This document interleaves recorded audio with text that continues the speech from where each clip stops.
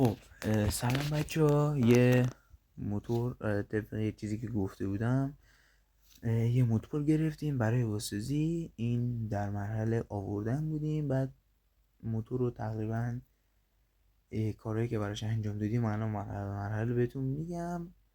اینجا عکس‌ها رو نگاه کنین. اونجا داشت اسکلت میشد، اسکلتش کردیم. بعد دیگه حالا اونجایی که اسکلت شد کامل، موتور کامل اسکلت نشد، یعنی چیزی که لازم بود نگاه کنین بدنش خیلی تمیز شده. موتور کامل شستشو کردیم. سیم کشیشو همه رو، چون برق دوزی داشت، همه رو باز کردم، درست کردم، خودم سیم کشیش کردم. بوبین موتور عوض شد. بعد سیم سویچ و همه چیشو کار انداختیم، سیم کشی کامل انجام دادیم. و دیگه اینجا سنباده کاری های دیگه خود موتوری رو کردیم، برای رنگ زدن آمادش کردیم. الان بعد برای یه پک باسوزی هم خریده بودم که شامل قاب زنجیر و گلگیر عقب جلو، راهنما، کیلومتر، با کله چراغ، خطر عقب، دیگه یه سری چیزا هم خودم جزئیات بهش اضافه کردم. الان اینجا با پلاستیک پوشوندم جایی که نباید رنگ بخوره. حالا رنگم بخوره اشکال نداره، مثلا میشه با بنزین، مثلا اگه یکم رنگ رو بدن پاشید اشکال نداره، با بنزین میشه پاکش کرد. با یه بنزین با پارچه بزنین، بنزین رو تن پارچه پاک کنین. رنگش هم رنگ اسپری، رنگ الوان بود.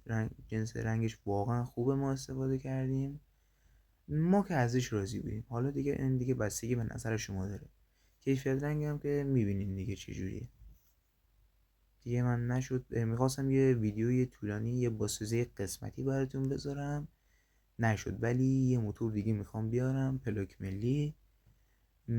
اونم میخوام جمع کنم، اونو از باز کردن تا بستنشون براتون فیلم میذارم. اینجا دیگه داشتیم موتوری رو رنگ میزدیم. بعد موتوری یه کاریه که باید با حوصله انجام بشه. جایی هم که نمیخواین رنگ بخوره رو با اسپری بپوشونین. مثلا من اون پیچی که روی سیلند موتور هست و با لنت و چسب پوشوندم. شم میتونم رنگ بخوره اشکال نداره. حالا دلتون خواست میتونین شم رو عوض کنین، میتونین اصلا چسب بزنین رو شمتون رنگ نخوره.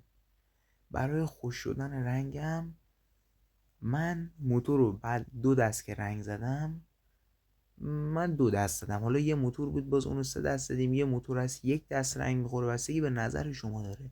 ولی رنگ نباید شوره کنه، به صورت قطع و وصلی رنگو بزنیم، مثلا پس پس پس اینجوری.